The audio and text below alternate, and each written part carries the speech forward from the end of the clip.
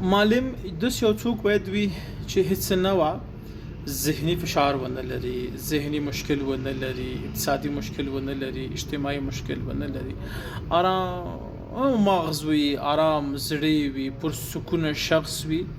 مطالعه وکړي،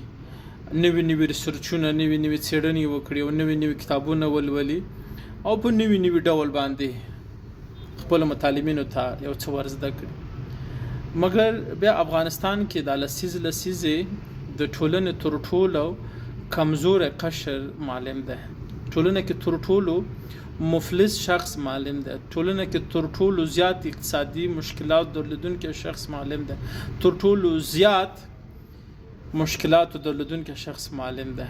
هغه معلم چې نه کور خپل دی، هغه معلم چې نه تنخواه مکمل کور پورې رسیږي، هغه معلم چې نه په مړه ګډه وخوړله او نه په مړه ګډه په خپلو بچیانو باندې وخوړله. همدغه معلم